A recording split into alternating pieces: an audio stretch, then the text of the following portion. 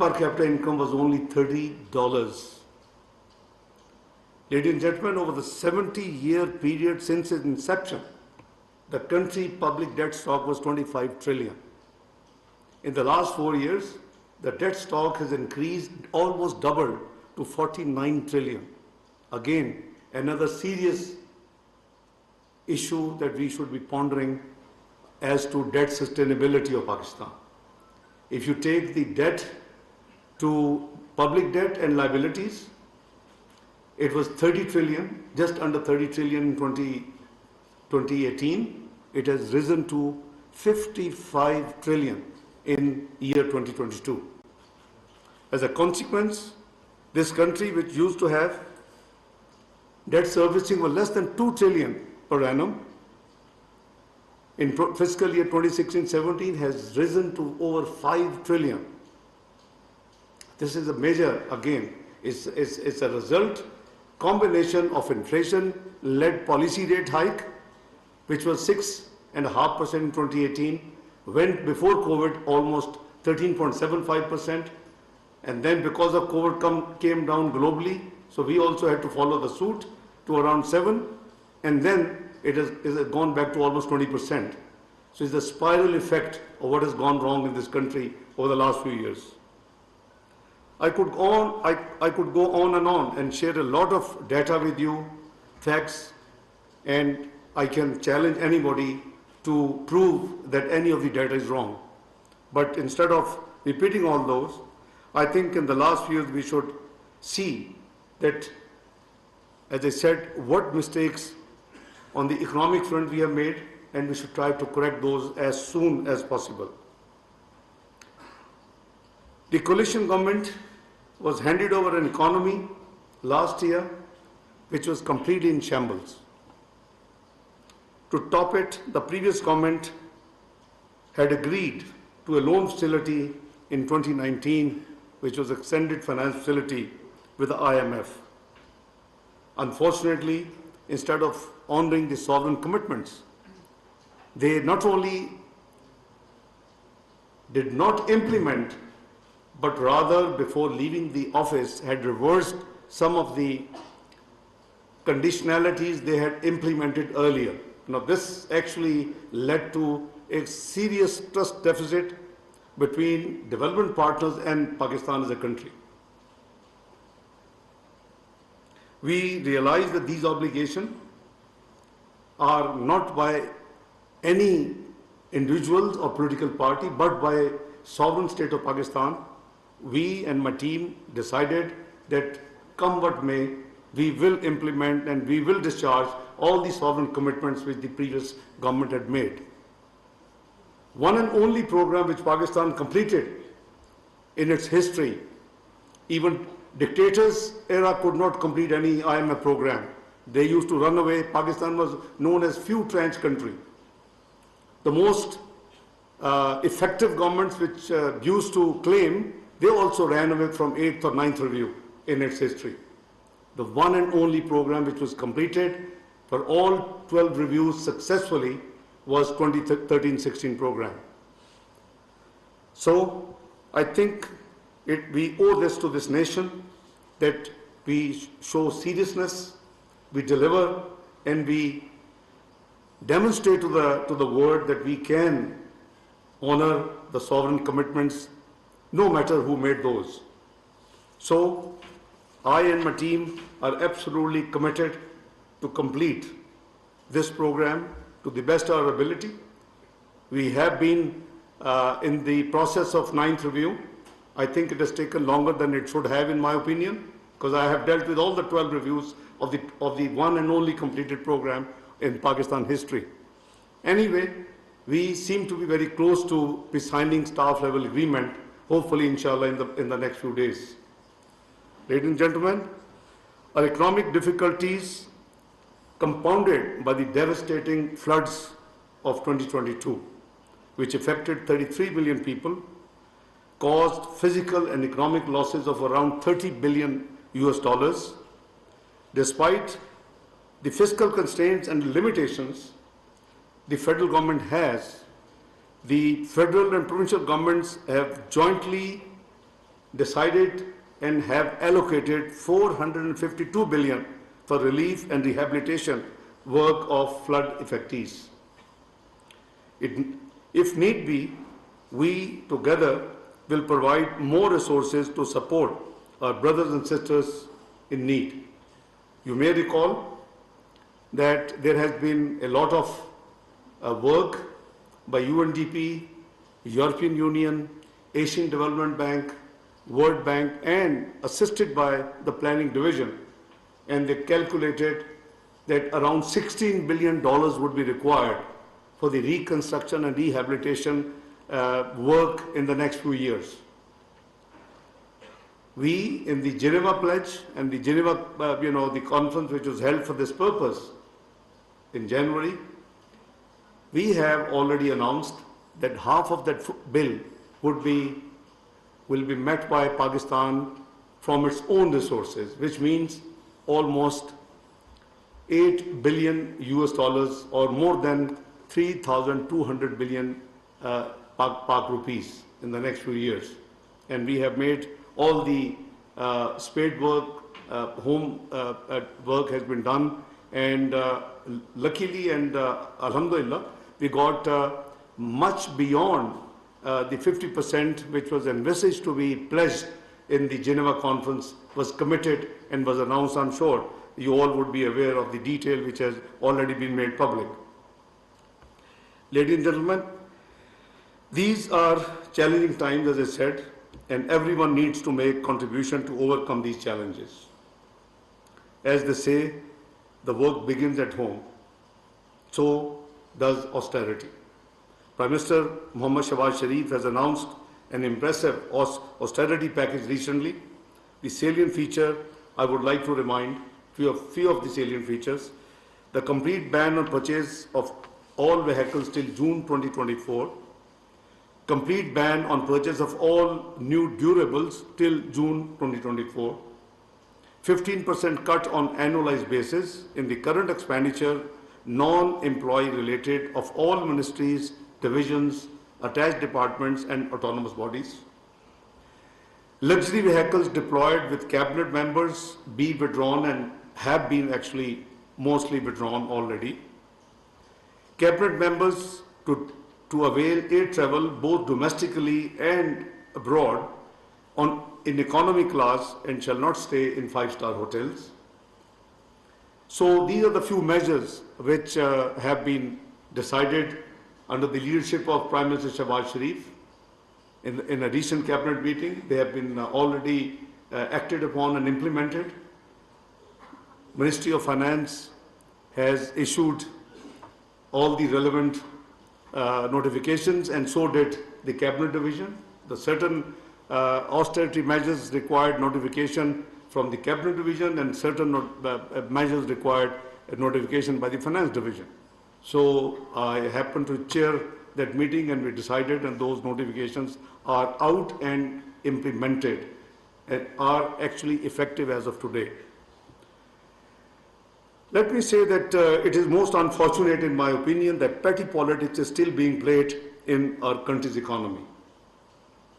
The persistent spread of fake propaganda about Pakistan to default on its international financial obligations is completely ill-founded and malafide, which harms the country's economy. People talk about chart of economy. It's nothing new in our economic history. When I presented the first budget in 2013, I also presented 3-year medium-term budgetary framework. When I presented the budget 2014, I presented the medium framework 2014-17, in 15-18, and every year I've been appealing to all political parties in the parliament to join together and sign chart of economy. Let the public and the nation be witness that what would be the economic roadmap, and there will be no politics with that roadmap. Unfortunately, it all fell on deaf ears and couldn't be achieved. I'm now hearing again, many people from different segments of society, including political parties, of talking chart of economy. Government would welcome it I think this is something we should act apolitical, and we should do whatever best we can in the speediest manner in the interest of a future economic history of Pakistan. Ladies and gentlemen, I want to draw your attention towards the fact that as principal accounting officers and heads of departments of the federal government, many of my friends, colleagues, federal secretaries sitting here, I'm addressing them. It is your prime responsibility to optimize revenue collection and observe discipline in spending public money. We are all trustees and ameen in these positions, whether you're principal accounting officer, whether you're minister or minister of state. We owe this accountability to the nation as well as to Allah subhanahu wa ta'ala. So, I believe that you all are the arms and tools through which policies of the government can be best put in real practice. I urge you all to work diligently to enhance revenues, prioritize expenditures, and improve public service delivery and productivity. During the course of today's proceedings, please share your thoughts, suggestions, proposals as to how best we can chart our way forward towards economic stability on a fast track. Ladies and gentlemen, I would like to once again extend my gratitude to our international development partners, which include obviously World Bank and the Asian Development Bank, whose nominees are here to represent their institutions. Their support has been instrumental in infrastructure and social sector development in this country and in bringing about necessary economic and structural reforms in Pakistan. I have been dealing with, for example, the Corporate Law Authority conversion to an autonomous body as Security Exchange Corporation of Pakistan.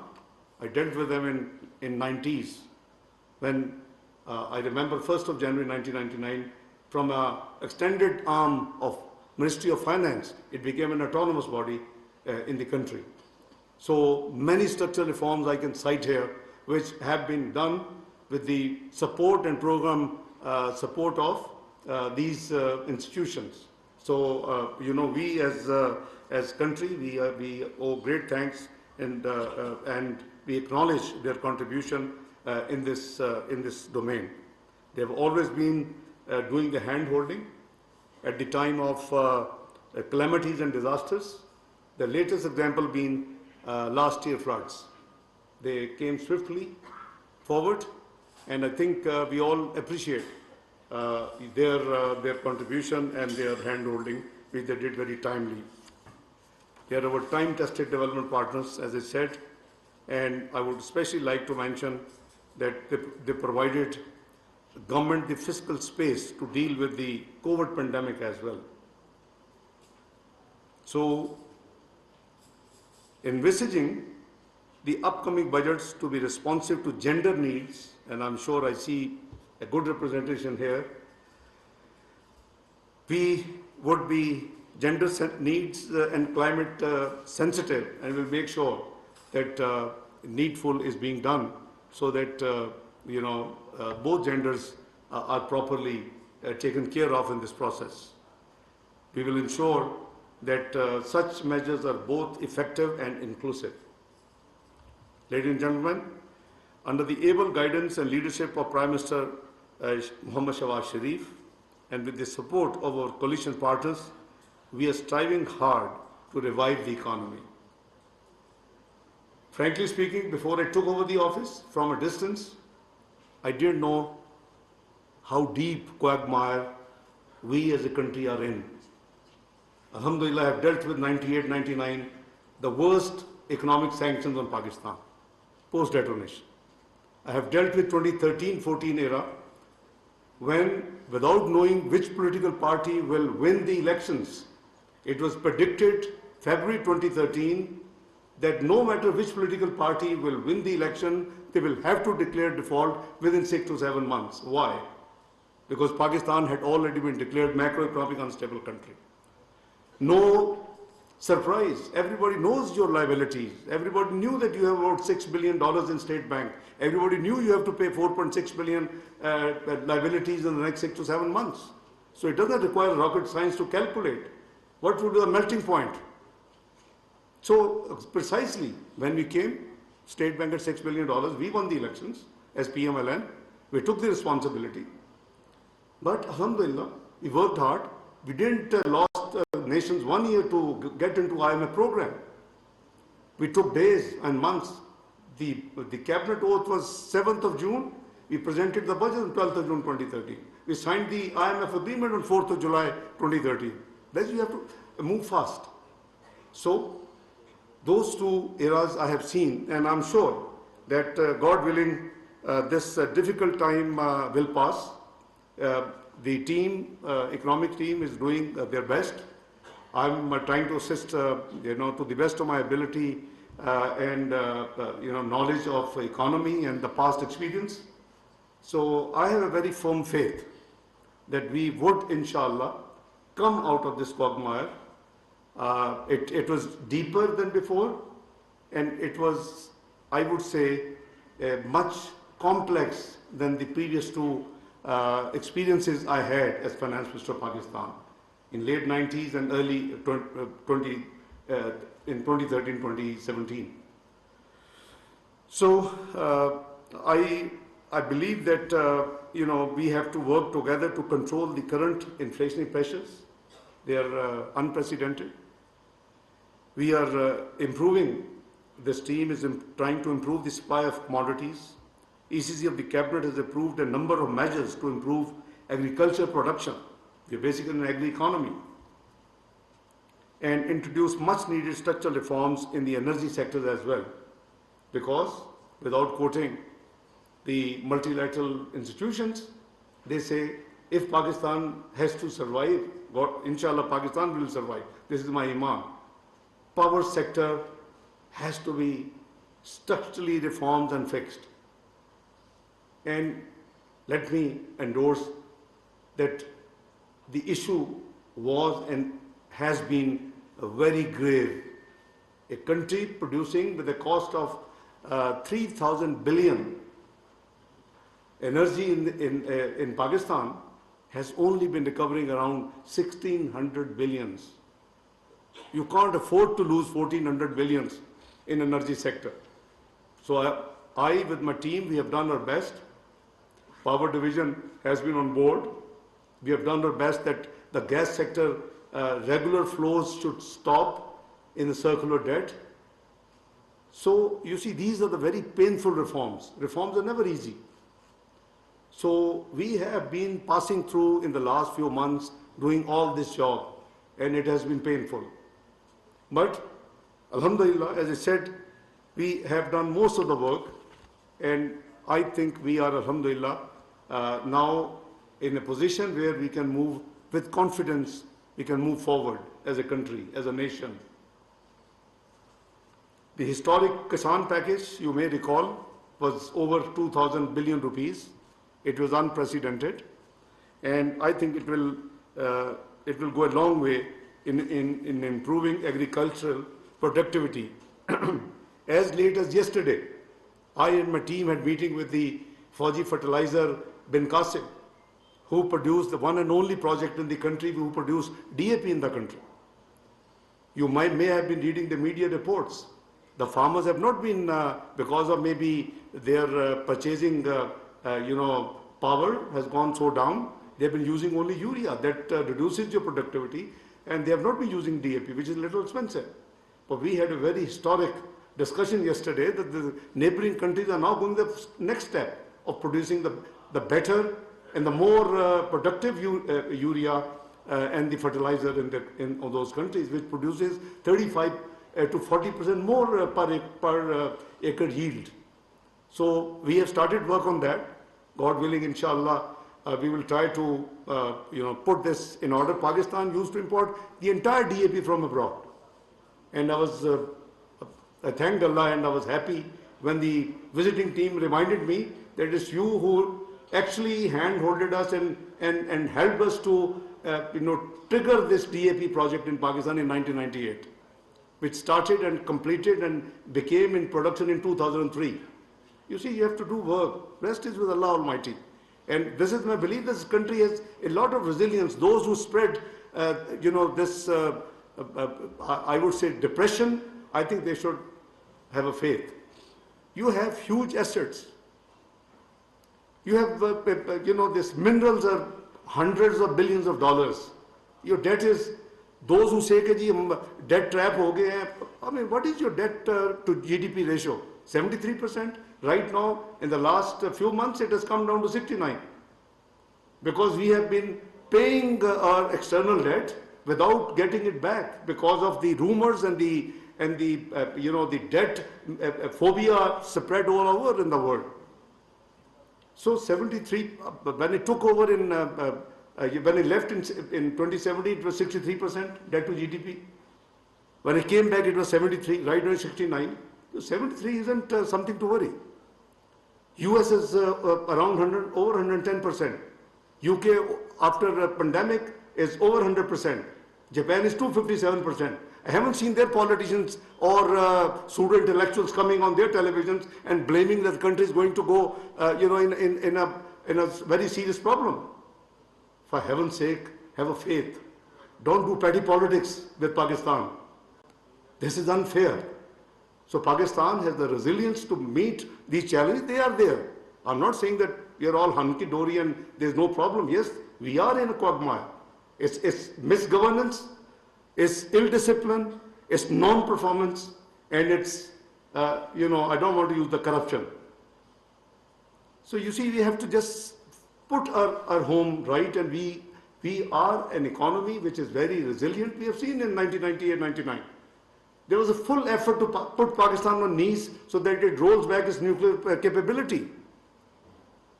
So if we as a nation, we work hard, we can come out of these problems. And I compliment the team who has been working with me in the last few months.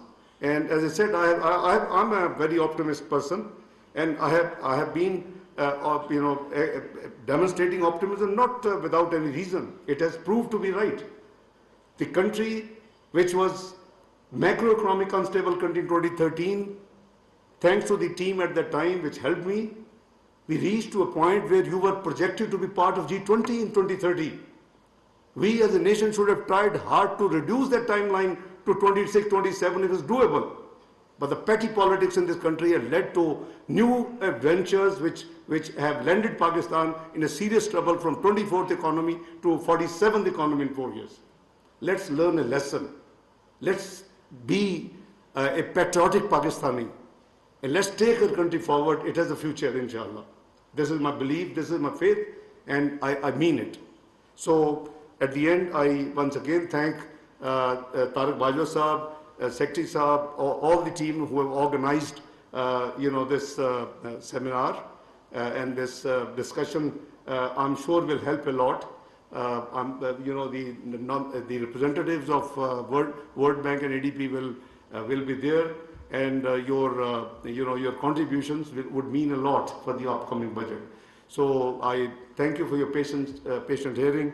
I wish you all the best, a pleasant day, and a very enjoyable discussion, the whole day, which I'm sure will help Pakistan in charting out the necessary reforms which we should be introducing in the forthcoming budget for the fiscal year 2023-24. God bless you all. Thank you very much. Pakistan Zindabad.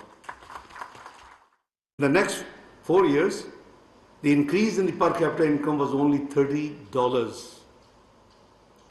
Ladies and gentlemen, over the 70-year period since its inception, the country public debt stock was 25 trillion. In the last 4 years, the debt stock has increased, almost doubled to 49 trillion. Again, another serious issue that we should be pondering as to debt sustainability of